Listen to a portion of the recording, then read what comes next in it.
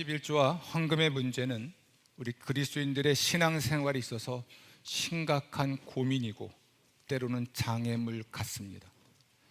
또 이것은 기독교 선교의 장애처럼 장애물이 된 듯합니다. 왜 그럴까요? 돈에 관한 것이니까 그렇습니다.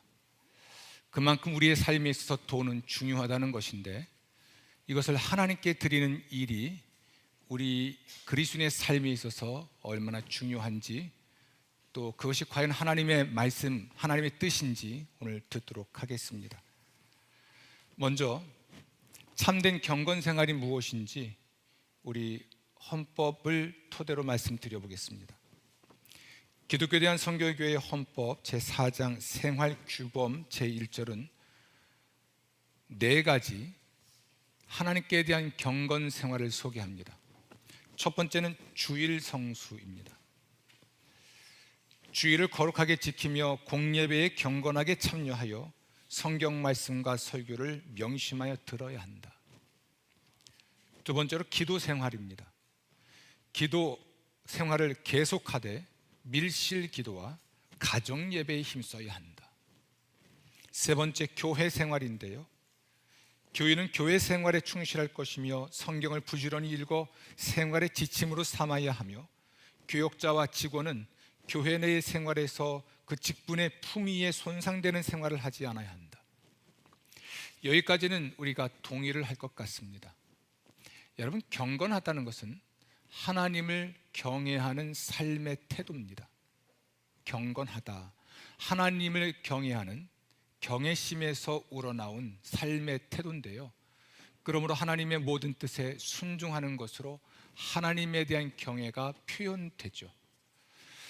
여러분, 경건한 사람 그러면 어떤 이미지가 떠오르시나요? 우리는 이렇게 말할 수 있을 것입니다. 주일을 성수하시는 분, 네, 경건합니다. 기도 열심히 하시는 분, 네, 경건하다 할 수 있죠. 교회 생활을 열심히 합니다. 네, 경건할 수 있습니다. 그다지 이견이 없을 것 같습니다. 그런데 우리 기독교에 대한 성교의 헌법에서는 네 번째, 하나님께 대한 경건 생활을 소개하는데 헌금 생활입니다. 교인은 11조의 의무를 다하고 모든 헌금 생활을 하여야 한다. 이게 하나님의 참된 그리스도인들이 하나님을 경외할 때 해야 할 일들이었던 것이죠. 주일을 성수하는 사람, 기도 및 가정 예배에 힘쓰는 사람, 교회 생활에 충실한 사람이 경건한 그리스도인이라는 사실을 부정하는 사람은 없습니다. 하지만 11조 및 모든 헌금을 드리는 사람을 경건 생활의 기준이 된다고 말하면 흔쾌히 동의하지 않을 것입니다. 심지어 기독교에 대한 성교의 헌법은 11조를 교인의 의무라고 말합니다. 제가 목회를 해보지만 교인의 의무가 중요합니다.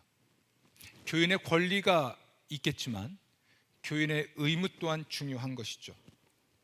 11조와 주일 성수, 이것은 교인의 의무 중에 굉장히 중요하기 때문에, 혹은 경건 생활의 요소 중에 공적으로 매우 중요하기 때문에 교회의 임직 기준이 됩니다. 밀실기도, 기도 생활이나 기타의 것들은 가정에서 이루어지니까 우리가 볼 수 없어 어쩌면 파악되지 못하기 때문인지는 모르지만, 교단 헌법은 주일 성수와 11조는 교회의 직원이 되는 중요한 기준으로 제시합니다. 이것은 교인의 의무인 동시에 집사, 안수집사, 권사, 장로의 자격이라는 사실입니다. 교회에서 주일 성수, 기도 생활, 교회 생활, 이 세 가지를 기준으로 집사의 직분을 주거나 종신교직자로 임명하는 것을 반대하지는 않겠는데, 헌금을 기준 삼아서 직분을 주고 안 주고를 결정한다면 반기를 많이 들더라고요. 돈 있는 사람만 교회에서 직원이 될 수 있는 거냐, 이렇게 반문을 하곤 합니다. 여러분, 교단 헌법은 안수집사 권사 장로는 종신직이지만 이렇게 명시되어 있습니다. 경건 생활을 지속하는 한 그 칭호가 유지된다라고 되어 있어요.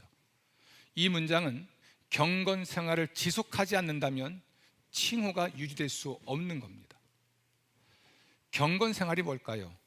주일 성수, 기도 생활, 교회 생활, 헌금 생활이에요. 안수집사가 되고 권사가 되고 장로가 됐습니다. 임직 전까지는 하던 일이지만 임직 후에는 어떤 이유인지 모르지만 헌금 생활을 하지 않습니다. 혹은 주일을 성수하지 않습니다. 혹은 교회 생활을 하지 않습니다. 혹은 기도 생활을 하지 않습니다. 이 사람에게 직분이 유지될 수 있을까요? 유지될 수 없습니다. 한 번 집사는 영원한 집사고 한 번 장로는 영원한 장로인 듯 하지만 착각입니다. 엄히 징계하지 못하는 것이 한국계의 현실이라서 이 문제를 다루진 못하나, 하지만 교단 헌법은 그렇게 말을 하고 있죠. 따라서 오늘의 주제는 굉장히 예민합니다. 여러분의 심기를 불편하게 할 수도 있을 것입니다. 가능하면 제가 사설을 붙이지 않고 성경을 찾아가면서 설교를 하고자 합니다.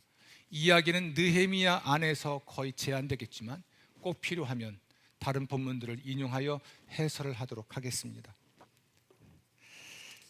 왜냐하면 느헤미야가 신앙개혁을 했는데 신앙개혁의 기준이 모세율법책이었습니다. 다시 말하면 성경이 개혁의 기준 그리고 표준이 되었는데요, 그 중에 하나가 바로 11조 및 헌금개혁이었습니다. 느헤미야는 이스라엘 백성 가운데 있는 일련의 폐해 혹은 적폐를 청산했는데 그 중에 하나가 성전 안의 폐해를 없앴습니다. 13장 4절부터 14절에 기록되어 있습니다. 여러분, 도비야라고 하는 사람은 제사장도 아니고 레위인도 아니고 유대인도 아니었는데 그 사람을 위한 방을 성전 안에 마련하고 거기서 거주하게 했습니다. 이런 적폐를 청산했죠. 하나님 말씀에 근거해서. 두 번째로, 성전을 돌보고 성전 일에 전무해야 할 제사장과 레위 사람들을 부양하지 않아서 그들이 자기의 밭으로 도망가는 일이 벌어졌습니다. 이것은 매우 중요한데요, 성전에서 이루어져야 될 일들이 중단됐다는 이야기입니다. 성전에서는 하나님을 섬기는 일, 다시 말하면 하나님을 예배하는 일, 혹은 하나님께 제사를 드리는 일이 있었고, 하나님의 백성들의 결례, 그들을 정결케 하는 예식이 거행되던 곳이 성전이죠. 제사장과 레위인들만이 이 예배, 이 예식을 집례할 수 있었는데 그들의 생계와 생활을 이스라엘 백성이 책임지지 않아서 11조와 헌물을 통해 그들을 부양하지 않아서 그들은 먹고 살기 위해 그들의 일터로 돌아가야만 했던 것입니다. 이 일을 느헤미야는 바로잡았는데 하나님의 율법책에 근거하여 바로잡았습니다. 세 번째는 안식일을 거룩하게 지키게 했습니다. 그들이 주일 혹은 안식일을 성수하지 않은 현실을 개탄하면서 느헤미야는 그 문제를 해결을 했죠. 네 번째는 이방 혼인을 금지했습니다. 이방 혼인을 통해서 자녀들이 성서를 읽을 수 없게 된 겁니다. 성서가 기록된 언어가 있고 그들이 사용하는 언어가 있었습니다. 다시 말하면 예배에서 쓰는 말은 유다 방언이지만 아이들은 이해하지 못하고 읽을 수도 없었습니다. 그래서 이런 이방인과의 혼인을 통해 자녀들이 경건성을 잃었기 때문에 이 문제 또한 바로 잡았죠. 느헤미야가 하나님 말씀을 근거로 신앙개혁을 할 때 그 중에 한 가지가 11조 개혁이었습니다. 이것은 다른 것과 연관되어 있는 매우 중요한 중심 주제입니다. 이제 저는 여러분에게 느헤미야의 11조 개혁의 내용을 소개하고자 합니다. 이와 관련된 이야기가 느헤미야에서는 4군데 나옵니다. 매우 중요한 이야기인 거죠. 느헤미야 신앙개혁 중 11조 개혁이 있었는데 이것은 모세 율법책을 근거로 한 개혁이었습니다. 느헤미야 10장 37절 함께 읽어보겠습니다.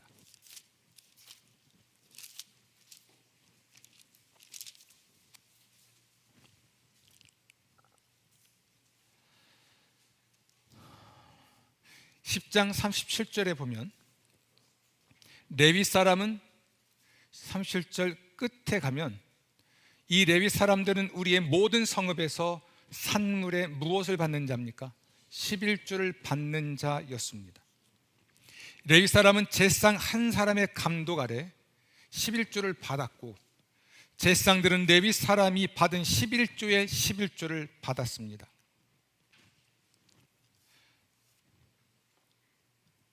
이렇게 레위 사람과 제상은 11조를 받는 사람들이었고, 11조로 제상 자신과 그의 가족이 살아가게 되어 있었습니다. 이것이 모세의 율법이었죠. 10장 36절 보면 제상과 레위인들은 하나님의 전에서 섬기는 자인데요, 여러분 12장 44절 보겠습니다. 그날에 사람을 세워 곳간을 맡기고 제사장들과 레위 사람들에게 돌릴 것, 제사장과 레위 사람들에게 돌릴 것, 곧 다 같이 읽어볼까요? 율법에 정한 대로 거제물과 처음 익은 것과 11조를 모든 성읍 밭에서 거두어 이 곳간에 쌓게 하였노니 이는 유다 사람이 섬기는 제사장들과 레위 사람들로 말미암아 즐거워하기 때문이라. 그들은 45절 뭐라 되어 있습니까? 하나님을 섬기는 일과 결례의 일을 힘썼습니다. 여기서 하나님을 섬긴다는 이야기는 하나님을 예배한다 혹은 하나님께 제사를 드린다는 이야기인데요, 결례라고 하는 것은 하나님의 백성들의 속죄를 위한 제사를 드리는 것을 의미하기도 합니다.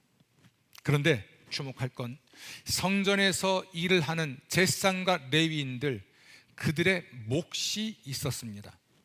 13장 10절입니다. 내가 또 알아본즉 레위 사람들이 받을 몫을 주지 않았다. 제사장과 레위인들이 받을 몫이 있었습니다. 매우 중요한 표현이에요.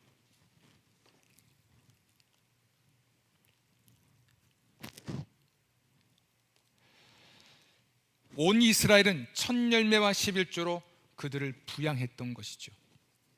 온 이스라엘이 성전 종사자들을 위해 드린 예물의 내용은 토지 소산의 만물, 각종 과목의 첫 열매, 마다들을 속량하는 헌금, 가축의 처음 난 것, 소와 양의 처음 난 것, 처음 익은 밀의 가루, 거제물, 각종 과목의 열매, 새 포도주와 기름, 이렇게 첫 열매와 그리고 산물의 11조였습니다. 10장 39절 볼까요? 느헤미야 10장 39절.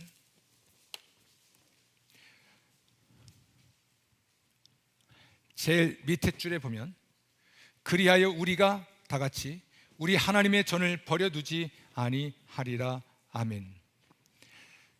성전 종사자들이 성전에서 하나님께 제사를 드리고 백성의 결례를 위한 예식을 집례할 때는 이게 성전의 기능이었는데요, 성전이 보호를 받을 수 있었습니다. 이 말씀은 이렇습니다. 제사장과 레위인 자체보다 그들이 성전에서 하는 직무가 중요했고요, 그 직무에 전념할 때 하나님의 백성들이 거룩한 백성으로 하나님을 예배할 수 있게 되었던 것이죠.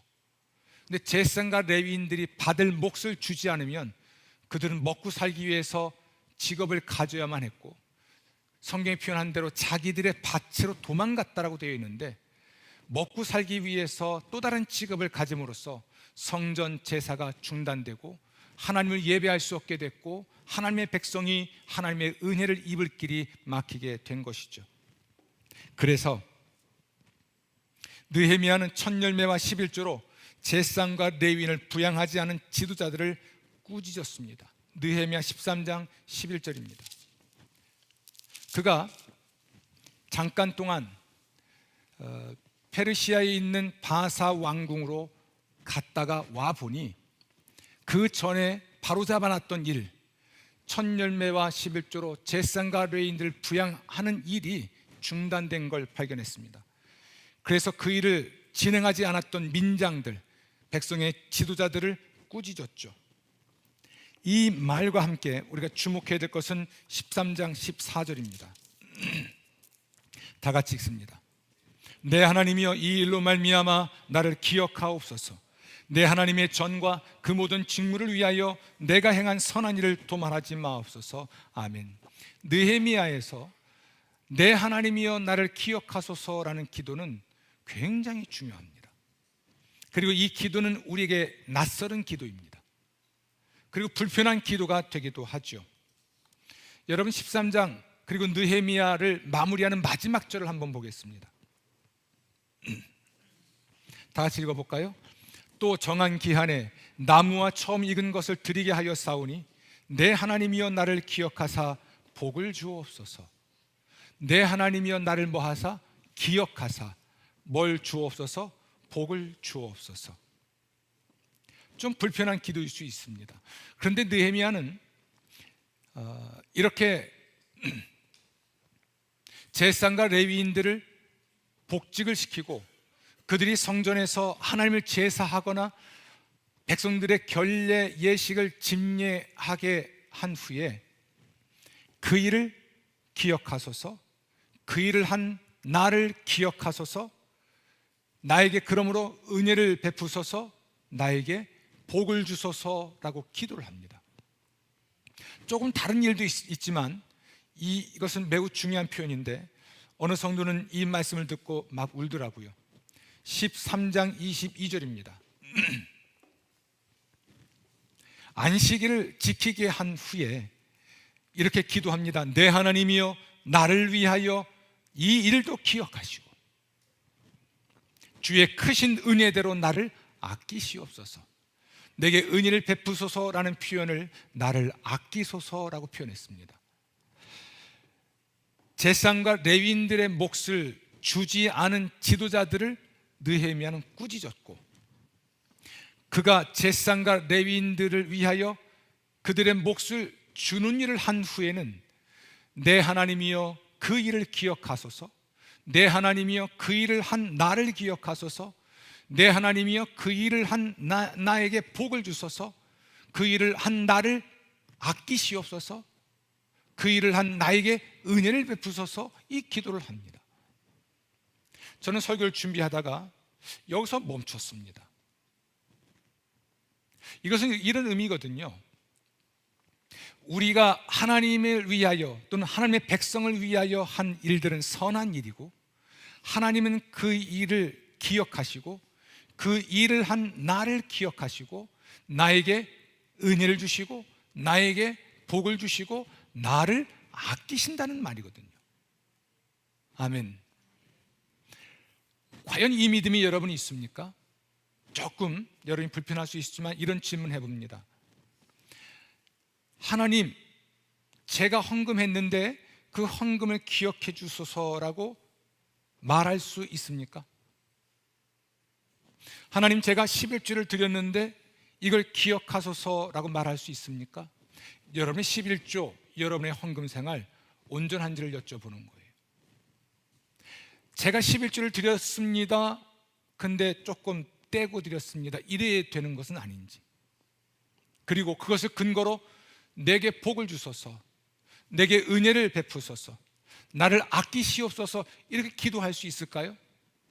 이 기도 속에는 믿음, 확신이 있는데 하나님은 11조를 기억하시고 헌금을 기억하시고 헌금한 사람, 11조 한 사람을 기억하시고 그 사람에게 복을 주시고 그 사람에게 은혜를 주시고 그 사람을 아끼신다는 믿음이고 약속입니다. 아멘. 그래서 교회에서 경건 생활의 표준, 경건한 사람의 기준이 헌금이 포함될 수밖에 없는 거예요.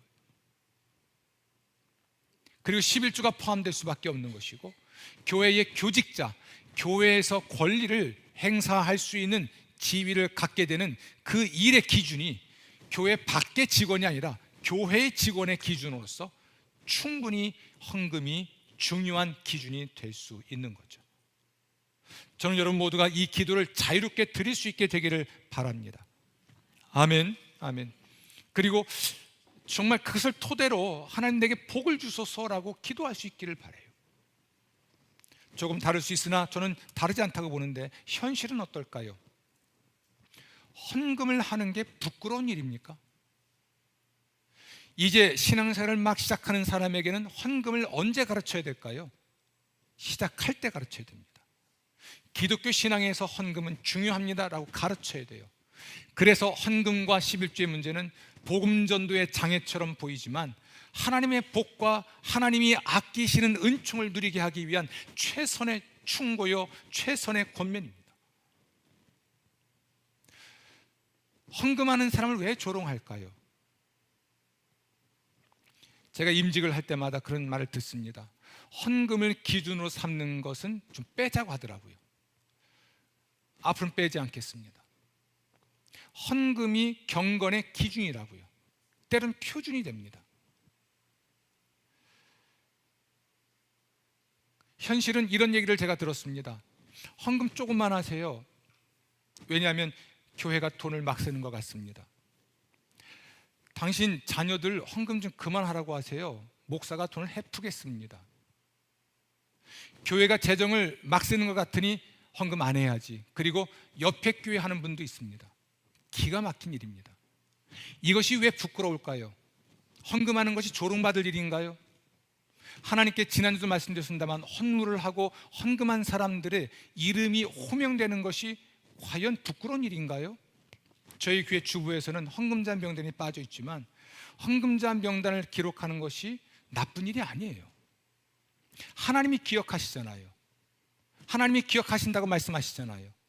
교회가 기억하는 것이 틀린 이야기일까요? 저희는 주부에 싫지 않았습니다만 이런 의미에서 나를 기억하소서, 나의 헌금을 기억하소서, 나의 11조를 기억하소서, 그러므로 나에게 복을 주소서, 나에게 은혜를 주소서, 나를 아끼시옵소서. 이것이 느헤미야의 기도고, 이것이 성경의 기도고, 이것이 하나님의 말씀이라면, 분명히 하나님 말씀이니까 이건 자랑스러운 일이고 자랑해야 될 일이고 권장해야 할 일이 아닐까요? 저는 여러분 모두가 하나님께 복을 받기 원합니다. 은혜를 받길 원합니다. 하나님이 여러분 모두를 아끼시길 바랍니다. 할렐루야. 그리고 교회의 역사와 하나님의 행위록에 여러분이 교회를 위하여, 하나님을 위하여 했던 헌금이 기록되길 바랍니다. 아멘. 하나님 기억하십니다. 그러면 부끄러워하지 마십시오. 이걸 이렇게 말하면 어떨까요? 목사님은 구약 이야기잖아요. 그럼 신약에는 11조나 헌금 얘기가 없을까요? 존 스토트 목사님은 살아있는 교회에서 이렇게 설명합니다. 11조는 기본이요, 초대교회는 그 이상을 했다. 그 이상을 했다는 것은 이렇습니다. 밭을 팔아서 헌금을 했다. 자신의 부동산을 팔아 헌금을 했다. 이건 특별한 헌금인 것이죠. 초대교회를 구성했던 사람들은 모두가 유대인이었고, 유대인들에게 있어서 헌금은 11조와 첫 열매를 드리는 행위는 신앙 공동체, 그러니까 신약 시대의 성전이라 할 수 있는 교회 공동체의 유지와 교회 공동체의 사역과 세상을 위한 사명을 위해서 가장 중요한 일이기도 했습니다. 그래서 존 스토 목사님은 살아있는 교회란 책의 한 중요한 헌금장에서 초대교회는 11조 외에, 그건 기본이고 그 이상의 헌금을 강조했고, 성령이 임하였을 때 그들은 그 일을 기쁨으로 할 수 있었다라고 밝힙니다. 여러분, 예수님도 11조를 부정한 일이 없습니다. 11조를 하는 잘못된 태도를 지적하셨지, 너희는 이것도 하고 저것도 버리지 말아야 한다 말씀하시면서 11조가 우리 기독교 신앙과 영성과 경건에 있어서 너무나 중요한 것임을 숨기지 않으셨죠. 확실히 11조는 하나님에 대한 경외심의 표현이 맞습니다. 그러므로 이것은 경건한 삶의 표지인 것이죠. 어떤 점에서 그럴까요? 농산물, 가축들, 이것은 하나님이 주신 것이라는 것을 인정하고 하나님께 드리는 선물이 되는 것입니다. 아멘. 그래서 이것은 하나님에 대한 경외심의 표현이고, 당연히 11조 및 헌금, 헌물을 통하여 그가 경건한 사람인지 아닌지를 우리가 점검할 수 있는 것입니다. 또 확실히 이 11조를 통해서 하나님의 백성 공동체, 신약시대의 성전이라 할 수 있는 신앙 공동체인 교회의 전임 사역자들을 위한 복지 정책이고, 그들이 자신의 말씀과 기도 사역에 전념할 수 있도록 교회와 성도가 책임지는 것이 맞습니다. 우리가 성경에서 읽은 대로 제사장과 레위인들의 몫이란 말이 나옵니다. 이 몫이란 말은 한편으로는 보수란 의미도 포함되어 있습니다. 여러분, 우리는 우리 시대에 교회 전임 사역자들, 그들의 생계 유지를 위해서 우리의 헌금을 드리고 그것으로 그들을 충분히 부양할 수 있어야겠습니다. 우리 충북 지방에 안에 50여 개의 교회가 있지만 교회 재정으로 충분히 한 명의 목회자 가족을 부양할 수 있는 교회가 퍽 많지 않습니다. 한 10여 개 정도만 그렇습니다. 나머지 교회의 목회자들은 다 이중직을 갖고 있거나 혹은 그의 부인들은 직업을 가지고 있습니다. 사모님들이 나가서 일을 하고 그 소득으로 목회와 생계를 이어가는 것이죠. 왜 그런 일이 벌어졌을까? 단연코 저는 이렇게 말할 수 있습니다. 교인들이 11조를 하지 않고 혹은 부족하게 하고 헌금을 하지 않기 때문이 아니겠는가? 이런 개념이죠. 이스라엘의 12지파가 있지 않습니까? 12지파가 각각 11조를 드리면 제사장과 레위인들을 부양할 수 있었습니다. 교인들이 자신의 수입에서 11조가 당연히 하나님의 것이지만 제사장과 레위인들의 몫으로 보고 오늘날 교회 전임 사역자들의 몫으로 보고 그들을 부양할 책임을 지면 목사와 목사 부인이 목양에 전념하고 교회는 성장할 수 있을 것이라 생각합니다. 이 일이 안 되는 것이죠. 물론 교인이 너무 적어서 안 되는 경우는 결국 지역교회들이 연합해서 선교비를 보내고, 여러분 그 선교비를 보내는 것은 우리 여러분들의 큰 교회의 성도들의 11조 헌금이잖아요. 교회들이 연합해서 미자리 교회를 후원하고 그 교회에서 목사들이 목회에 전념할 수 있도록 목회자들의 생계를 돌보아주는, 연합하여 돌보아주어서 작은 교회가 성장해 갈 수 있도록 돕는 것이 기독교의 매우 중요한 경제정입니다. 구약이나 신약에서 교회의 사역자들 또는 제사장과 레위인들 그들의 몫을 줌으로써 교회 안에서는 경제정의가 실현되는 것이고요. 이 경제정의가 실현되는 정신이 온 사회 안에 확장될 수가 있는 것이죠. 여러분, 우리가 기억해야 될 것은 11조는 단지 구약 성서의 교훈만이 아니라는 사실입니다. 예수님도 11조를 인정하셨고 사도들도 또 초대교회도 이 11조를 통해서 사람들을 도왔고, 복음이 유대인 땅을 벗어나서 곳곳에 교회가 세워졌을 때에도 사도 바울은 이것에 근거하여 연보를 할 수 있도록 해 주었죠. 대표적인 말씀이 고린도전서 16장 1절부터 3절에 있습니다. 이 말씀에 의하면 매주 첫날에 자신의 수입에 따라 모아두고 그것으로 연보하게 했는데요, 매주 첫날은 주일입니다. 매주 끝날은 안식일이고 매주 첫날은 주일입니다. 수입에 따라, 여러분 성경에서 수입에 따라 드리는 헌금은 11조밖에 없습니다. 따라서 많은 성서학자들은 여기서 11조가 교회의 그냥 전통이었고 구태여 기록하고 강조하지 않아도 구약 성서에서 이어지는 매우 중요한 교회의 제도로 자리를 잡았다고 보는 것이죠. 어쨌든 여러분, 우리가 오늘날 11조는 계속되어야 합니다. 이것은 하나님의 명령이고 하나님의 은혜요 성령의 선물이고 예수 그리스도의 십자가입니다. 우리는 이 11조를 통해서 하나님께 영광을 돌릴 수 있는 것이죠. 하나님을 닮게 되는 것입니다. 11조는 교인의 경건 생활의 표준이고 교인의 의무이고 교회 직원의 자격이 됩니다. 11조를 하지 않으면서 경건하다 말할 수 없고 하나님께 순종하는 사람, 하나님을 공경하는 사람이라 말할 수 없습니다. 11조를 하지 않으면서 교인의 권리를 주장할 수 없고 교직자, 곧 집사, 안수집사, 권사, 장로가 될 수가 없습니다. 물론 11조와 헌금은 하나님의 은혜에 대한 감사고 새 시대의 성전인 교회를 소중히 여기는 것입니다. 교회의 예배, 교제, 선교, 훈련을 위한 헌신이고 교회 사역자에 대한 감사와 인정과 존중이고 교회 사역에 대해 정당하게 보상하는 경제 정의입니다. 11조와 헌금이 올바르게 실천되면 교회는 평안하고 든든하고 부흥하여 하나님이 영광을 거두실 것입니다. 11조와 헌금에 헌신하는 교회를 하나님은 기억하시고 보상하실 것입니다. 말라기 선지자를 통한 하나님의 약속대로 하나님이 하늘문을 여시고 우리의 창고를 채우실 것입니다. 저는 여러분의 가정과 여러분의 삶이 하나님의 복으로 가득하고 감사와 행복이 넘치기를 바랍니다. 따라서 이렇게 기도할 수 있기를 바라고 이렇게 기도하십시오. 하나님, 저의 11조를 기억하십시오. 그리고 11조를 드린 저를 기억하십시오. 그리고 저를 아끼시고 저에게 복을 주시고 저에게 은혜를 주십시오. 이 기도 드리는 것을 부끄러워하지 마시기 바랍니다. 신약 시대에 하나님의 말씀을 전하고 예배를 집례하고 하는 왕과 제사장과 선지자의 직무를 감당하고 있는 교회 전임 사역자를 대접하는 걸 부끄러워하지 마십시오. 교회에서 하나님의 일들을 이루어가면서 목회자가 자신 일에 전념하고 성도들이 힘을 모아 예수의 영광을 드러내고 하나님의 영광을 드러낼 수 있기를 바랍니다. 여러분 11조와 헌금이 향기로운 제물이 되어서 하나님이 기도로 응답하고 여러분의 자녀와 여러분이 하는 모든 일에 복을 주게 되기를 저는 기도하겠습니다. 주의 축복이 함께하기를 기원합니다.